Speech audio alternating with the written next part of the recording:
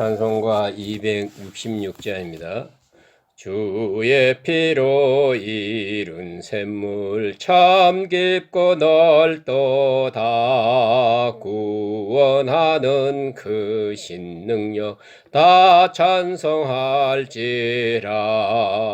찬송하세 주의 보혈 그 샘에 지금 나가 죄에 깊이 빠진 이 몸 그 피로 씻어 맑히네. 죄악 세상 이김으로 거룩한 길 가는 나의 마음 성전 삼고 주께서 계시네. 찬송하세 주의 보혈 그 샘에 지금 나가 죄에 깊이 빠진 이 몸 그 피로 씻어 밝히네. 주 예수를 깊이 아는 놀라운 은혜 하늘나라 즐거움이 매일 새롭도다. 찬송하세 주의 보혈 그 샘에 지금 나가 죄에 깊이 빠진 이 몸 그 피로 씻어 밝히네. 기도 드리겠습니다. 은혜로우신 아버지 하나님, 오늘도 우리에게 은혜를 내려주시는 중에 주님 앞에서 찬송하며 기도하며 하나님의 말씀을 들을 수 있도록 이에 필요한 건강과 자유를 허락해 주신 하나님, 그 놀라운 은혜를 진심으로 감사합나이다. 저희들을 이처럼 사랑해 주셨습니다.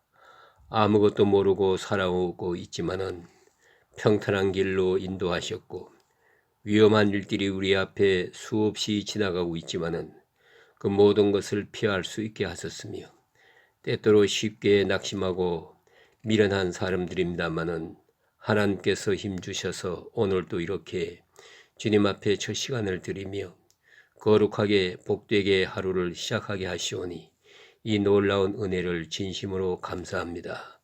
하나님 아버지, 주께서 부르셨습니다. 이제 주의 백성 하나하나를 만나 주시옵소서. 부족한 저희들이지만은 거룩한 첫 시간을 드리며 하나님 앞에 기도하오니 주께서 우리 마음속에 응답해 주시옵기를 기도합니다. 하나님이여, 우리에게 밝은 마음, 투명한 마음을 주시사 주의 얼굴을 배울 수 있으며 주의 음성을 바로 들을 수 있는 그런 시간 되어지기를 기도하옵나이다. 오늘도 특별히 주의 뜻을 생각하며 아무도 염려하지 말고 오직 모든 일에 기도와 간구로 하나님 앞에 감사함으로 아뢰는 그런 기도를 드리고 지각에 뛰어난 하나님의 평강이 우리 마음을 지켜주시옵기를 기도합나이다. 자비하신 하나님 아버지, 오늘도 하느님 말씀이 바로 전해지게 하시고 이 말씀을 듣는 모든 일에 마음을 열어주셔서 듣는 이로 하여금 구원과 생명의 역사가 있게 하여 주시옵소서. 오늘 하루의 모든 삶을 주님께 의탁하고 예수님의 이름으로 간절히 감사하며 기도합나이다. 아멘. 예, 오늘 주신 말씀은 빌립보서 4장 4절서 7절까지 말씀을 봉독해 드리겠습니다. 4절입니다. 주 안에서 항상 기뻐하라. 내가 다시 말하노니 기뻐하라. 너희 관용을 모든 사람에게 알게 하라. 주께서 가까우시니라. 아무것도 염려하지 말고 다만 모든 일에 기도와 간구로 너희 구할 것을 감사함으로 하나님께 아뢰라. 그리하면 모든 지각에 뛰어난 하나님의 평강이 그리스도 예수 안에서 너희 마음과 생각을 지키시리라. 아멘. 예, 오늘 본문 가운데는 어쩌면 빌립보서의 결론 같은 그런 말씀입니다. 다음에 주어지는 말씀은 부록 같은 그런 생각을 지니고 있습니다. 빌립보서에서 주신 말씀의 맥락을 보아서도 결론과 같은 그런 의미의 말씀입니다. 우리 그리스도인의 참 모습, 그리스도인의 성숙한 모습이 어떤 것인가 하는 것을 우리에게 말해주는 그런 내용입니다. 이 빌립보서의 주제가 여기서 다시 한번 집약되고 여기서 반복되는 것을 볼 수가 있습니다. 결론 지어진다, 그렇게 볼 수가 있겠습니다. 그래서 본문에서 세 가지를 당부하면서 동시에 명령하는 말씀이 있습니다. 이것은 말씀인 동시에 명령입니다. 기뻐하라, 관용하라, 기도하라. 이 세 가지입니다. 자, 자기 자신에 대해서는 항상 기뻐하라. 또 다른 사람에 대해서는 관용하라. 이 관용의 덕을 베풀라 하는 것이고요. 하나님께 대해서는 항상 기도하고 쉬지 말고 기도하라, 그런 말씀이에요. 하나님과의 관계에서는 늘 기도하는 마음으로 계속적으로 기도하는 그런 자세에서 살아야 한다 하는 말씀입니다. 이것이 유명한 기독교의 3대 덕이란 말이 있지 않습니까? 항상 기뻐하고 쉬지 말고 기도하라, 범사에 감사하라. 이것이 기독교인의 3대 덕입니다. 이것이 우리를 향한 하나님의 뜻입니다. 우리는 종종 하나님의 뜻 하면서 하나님이 어떻게 하시나, 하나님이 세상을 어떻게 운행하시는가, 하나님의 경영 방법이 뭔가, 이걸 알고 싶어 합니다. 그래가지고 거기에 편성해가지고 돈도 좀 벌려고, 그래서 하나님의 뜻을 알려고 하지만은, 알고 보면 자기 어떤 이익권을 위해서 하나님의 뜻을 알고자 합니다만은 하나님의 뜻은 또 그렇지 않아요. 반대입니다. 우리는 하나님이 어떻게 하시나 생각하는데 하나님의 뜻은 우리에게 있습니다. 하나님의 뜻은 우리가 항상 기뻐하기를 바랍니다. 우리가 쉬지 않고 기도하기를 바랍니다. 범사에 감사하기를 원합니다. 이제 한번 생각해 보십시다. 자녀들이 부모님을 향해서 부모님의 뜻이 뭡니까? 아버지의 뜻이 뭡니까? 어머니의 뜻을 묻고 싶지요. 그러나 참으로 훌륭한 아버지의 어머니라면 내 뜻 별거 아니다. 너희들이 행복하게 살아라. 그것뿐이요. 효도란 말도 없어요. 너희들 행복하게 살아라. 그것이 내 뜻이다. 너희들 기뻐하며 살아라. 감사하며 살아라. 이것이 바로 내가 바라는 바다. 그렇게 대답할 것 아니겠습니까? 하나님의 뜻 바로 여기에 있는 것입니다. 그래서 항상 기뻐하고 쉬지 말고 기도하고 범사에 감사하는 것, 바로 이것이 우리를 향한 하나님의 뜻이다. 이것이 동시에 기독교인의 3대 덕이라고 말합니다. 그래서 기독교인의 성숙, 신앙적 성숙은 무엇으로 측정하느냐? 성숙을 알아볼 수 있는 바로메타는 첫째는 무엇을 기뻐하는가? 사실은 인격을 알아볼 수 있지요. 당신은 무엇을 기뻐합니까? 돈을 기뻐합니까? 출세를 기뻐합니까? 칭찬을 기뻐합니까? 즉 뭘 기뻐합니까? 혹은 깨달음을 기뻐합니까? 내가 무엇을 기뻐하느냐? 그것이 바로 내 자신의 수준입니다. 또 무엇을 구하느냐? 기도, 이 기도가 또 문제입니다. 무엇을 구하느냐? 그게 문제올시다. 우리는 언제나 감사, 가능하면 마지막까지 감사하고 아멘 하면 아주 좋겠어요. 사실 그래도 하나님은 충분히 눈치가 빨라서요. 다 알아봐요. 이스라엘 사람들이 회당에서 기도할 때 단 한마디도 간구하는 내용이 없어요. 뭘 주세요 없어요. 역경 가운데서 우리를 사랑해 주시고 환난 중에도 깨닫게 하시고 감사하다는 얘기하다가 마지막에 이런 말이 있더라고요. 이성적 판단으로는 잘 이해가 안 됩니다만은 내 이성 판단을 누르고 억제하고 믿고 하나님께 감사합니다. 아주 수준 높은 기도지요. 그렇지 않습니까? 내 지금 생각으로는 이해가 안 돼. 왜 이런 일이 있는지. 그래도 하나님께는 뜻이 있을 것입니다. 그런 거로 내 이성적 판단을 누르고 하나님께 감사하는 거지요. 이게 수준 높은 기도입니다. 그런 거로 우리의 신앙은 내가 무엇을 기뻐하는가, 무엇을 구하고 있는가, 또 무엇에 대해서 감사하고 있는가, 이것이 바로 그리스도인의 신앙 성장, 성숙 수준입니다. 우리는 오늘 본문에서 자세히 보십시다. 주 안에서 항상 기뻐하라. 명령입니다. 기뻐하라. 우리는 꼭 기쁨에 대해서는 기쁨의 조건을 내세워요. 기뻐할 일이 있어야 기뻐하지. 기뻐하게 되면 기뻐하지, 왜 기뻐하지 않겠습니까? 이렇게 무엇인가 종속되어 있습니다. 네. 그러나 성경은 그렇지 않아요. 기쁨이 먼저요. 무엇 때문에 기뻐하는 게 아니라 기뻐해야 기뻐할 일이 생기는 것입니다. 여러분 마치 뭐와 같은 거 하니 사랑을 놓고 보세요. 사랑하니까 예쁜 거지요. 예뻐서 사랑하는 게 아니에요. 예뻐서 사랑하는 것은 욕정이라는 것입니다. 사랑과 욕정은 다른 거예요. 사랑의 눈으로 보니까 예쁜 거예요. 사랑의 눈으로. 사랑이 먼저지 예뻐서 사랑한다고 착각하지 마세요. 그거 아니에요. 그런 거로 기쁨이 먼저예요. 기뻐하라. 내 마음 깊은 곳에서부터 기쁨이 솟아올라요. 그건 명령입니다. 여기에는 아무 이유가 없어요. 주 안에서 기뻐하라. 그 유명한 카나다의 그 한스센이라고 하는 박사님이 계셔요. 이분은 특별히 스트레스에 대해서 연구를 많이 해서 세계적으로 유명한 분입니다. 그분의 책에 이런 결론이 있습니다.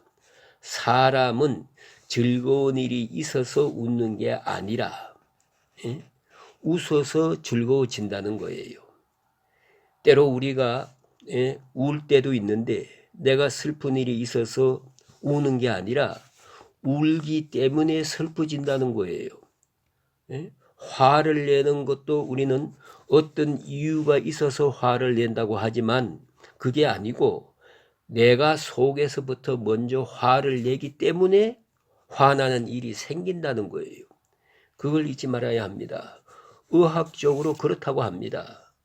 내가 먼저 기뻐하면 머릿속에 아주 대뇌파에서 좋은 엔돌핀, 좋은 호르몬이 나오면서 기쁨을 만들어 준다는 거예요. 그러니까 기뻐서 웃는 게 아니라 웃어야 기뻐지는 거예요. 억지라도 웃으면 기뻐지는 거예요. 그것이 심리학자의 특별히 그 한스센 의사의 주장입니다. 여러분 기뻐하라. 이건 명령입니다. 오직 두 가지를 말합니다. 주 안에서 그리고 항상. 주 안에서 그게 무슨 말입니까? 구속함을 받은 사람이요. 구원받은 존재라는 거예요. 예수 그리스도의 십자가의 은혜로 죄사함 받은 의롭다함을 얻은 그런 사랑을 받은 사람들이에요. 이것이 기본이에요. 주 안에서 기뻐할 것이고 주 안에서 기뻐한다는 말은 하나님의 자녀 되었다는 거예요. 하나님의 자녀 되었기 때문에 하나님과 나와의 관계가 전부 사랑의 관계로 연결이 돼요. 이제는 내게 저주가 없어요. 내게 심판이 없습니다. 내게 주어지는 모든 일은 하나님이 나를 사랑하기 때문에 있어지는 일이에요. 이렇게 세계관이 딱 바뀌고 보니까 주 안에서 기뻐하게 되는 거지요. 또 한 가지 바울의 입장에서 생각하면은요, 주님의 이름으로 쓰여지고 있다는 것이죠. 여러분 하늘나라 사업을 위해서 내가 쓰여진다는 것 얼마나 행복한 것입니까? 얼마나 놀라운 것입니까? 선한 일에 쓰여진다는 것 얼마나 귀한 일입니까? 아름다운 일이죠. 하나님 나라 사업에 이 선교 사역에 내가 보탬이 될 수 있다는 것 아주 귀한 행복한 것입니다. 그래서 그리스도인은 기쁜 거요. 주 안에서 기뻐해요. 또 한 가지는 항상 기뻐하라. 이건 모든 경우를 말하는 겁니다. 어떤 경우든지 기뻐하라는 거예요. 조건이 없어요. 세상 환경과 관계없이 내 자신의 소유와도 관계없습니다. 흔히 말하는 이런 것을 절대적 기쁨이라고 말합니다. 상대적인 것이 아니고 특별히 그리스도와 함께 함으로써 얻어지는 기쁨. 특별히 바울은 지금 로마 감옥에 있습니다. 예? 언제 사형에 처할는지 알 수 없어요. 그러나 그는 말합니다. 스스로 기뻐하는 것입니다. 나와 함께 기뻐하라. 너희는 항상 기뻐하라. 로마 감옥에서 기뻐할 수 있는 그런 기쁨입니다. 죽음을 앞에 놓고 기뻐할 수 있는 이런 기쁨이에요. 절대적인 기쁨이에요. 이제 말합니다. 항상 기뻐하라. 바울의 명령입니다. 그리스도인의 덕입니다. 자, 이제 두 번째가 뭐냐 하면 관용이라 했어요. 관용. 이 관용이란 말은 이건 조금 번역상 어려움이 있습니다만은 이건 아무래도 우리말이 아니니까 단순하게 번역할 수는 없어요. 관용이라고 했는데 사실은 인내와 부드러움과 절제를 합친 말이에요.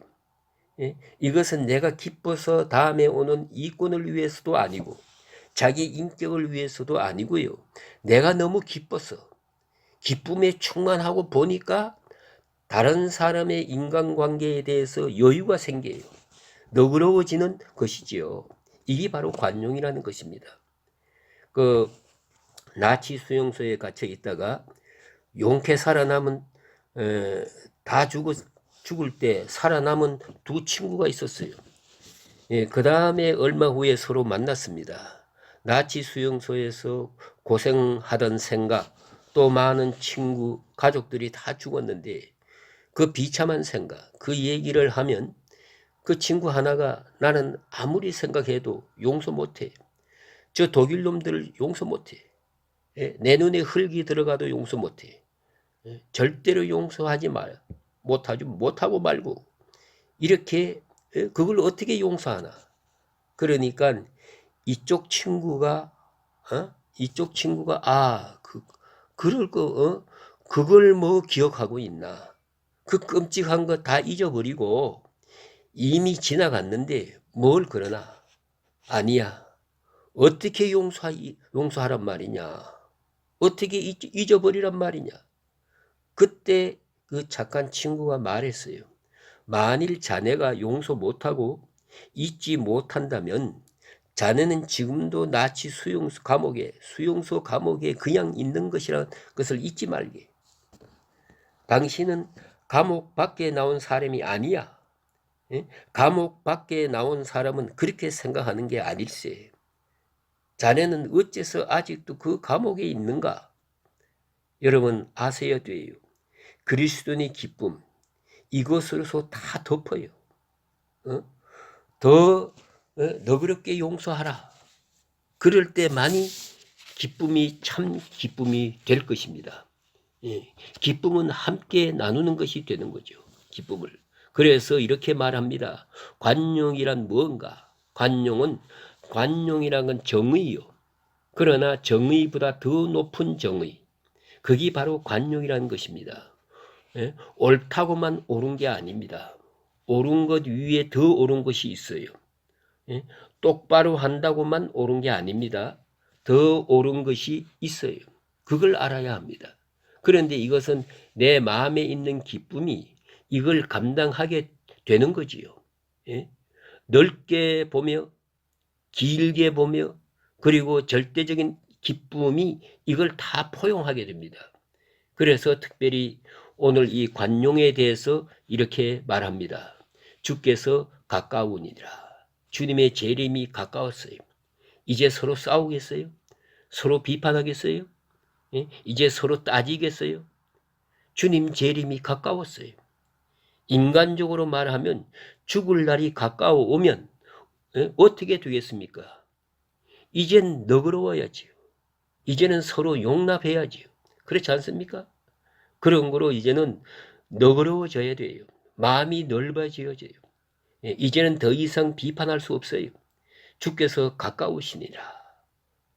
그리고 다음 세 번째는 기도하라 그랬어요. 기도와 간구 모든 일에 기도하라. 그런데 여기는 수준 높은 기도를 말해요. 감사함으로 아뢰라. 감사와 더불어 기도하라. 그러니까 우리의 기도 속에는 언제나 감사가 함께 있어야 돼요. 감사하면서 기도해야 돼요. 감사한 마음으로 기도해야 됩니다. 하나님 앞에 협박하지 마세요. 안 주시면 나 예수 안 믿겠습니다. 교회 안 나오겠습니다. 이게 뭡니까? 이럴 수 없지요. 우리가 언제든지 하나님 앞에 감사와 더불어 감사하는 마음으로, 감사는 곧 기쁨이에요. 기뻐하는 마음으로, 그러니까 은혜를 먼저 생각하고 하나님을 먼저 생각하고 받은 바를 먼저 생각하고 또 그리고 하나님의 약속을 먼저 생각하고 하나님이 주신 말씀을 생각하면서 하나님 앞에 기도하는 것입니다. 특별히 마음을 바치고 감사하는 그 마음을 앞세워가면서 기도합니다.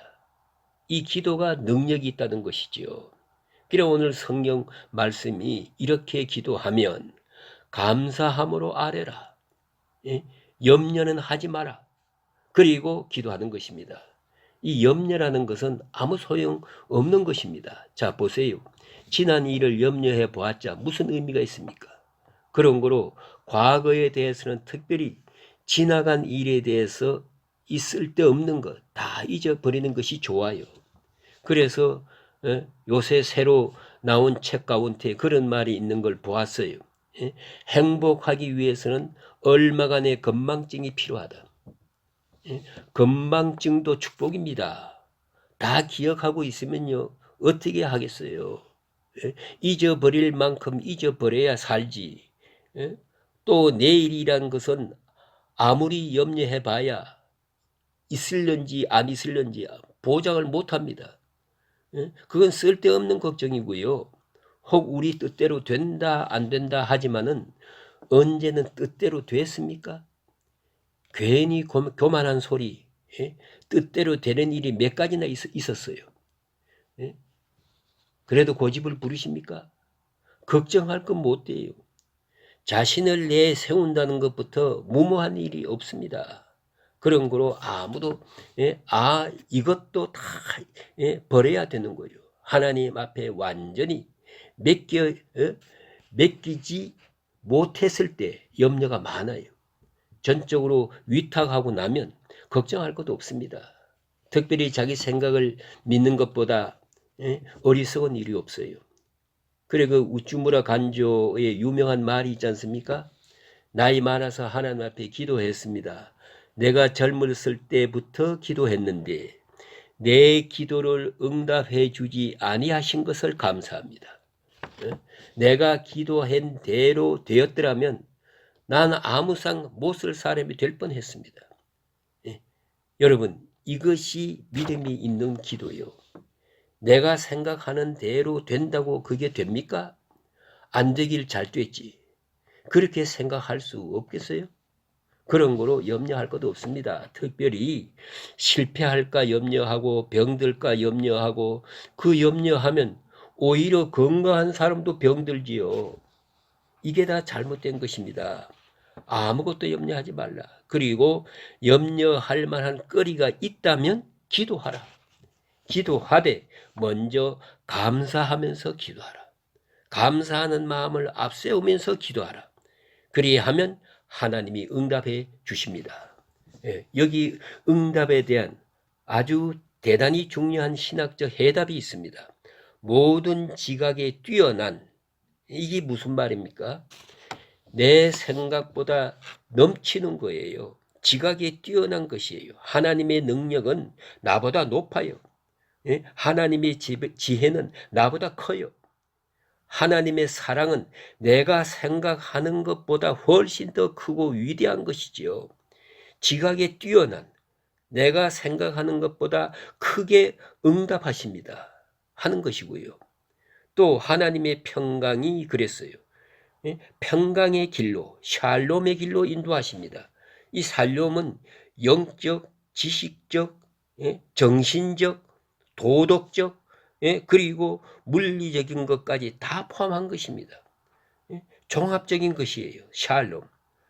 샬롬의 복을 주시는데 우리의 마음과 생각을 지키시리라 아주 중요한 말씀이에요.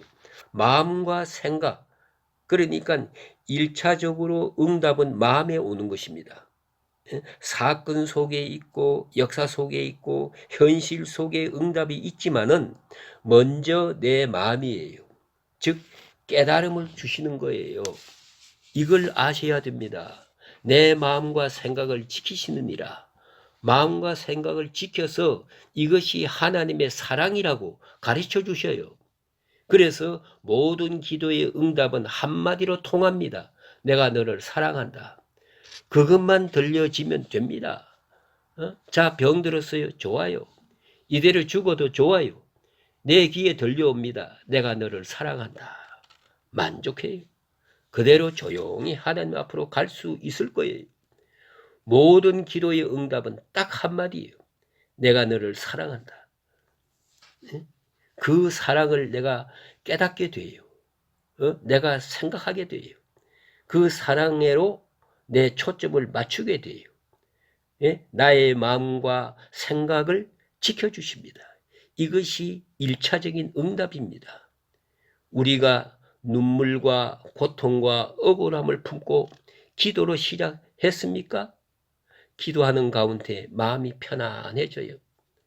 내가 너를 사랑한다. 정말 내가 사는 처지, 형편, 모든 것을 통해서 하나님이 나를 사랑하는 것이 확실해요. 틀림없습니다. 확실하게 돼요. 그것이 응답이에요. 모든 지각에 뛰어난 하나님의 평강이 너희 마음과 생각을 지키시리라 하는 말씀입니다. 오늘 여기까지 말씀드리겠습니다. 이 은혜가 함께 하시기를 주의 이름으로 축원합니다.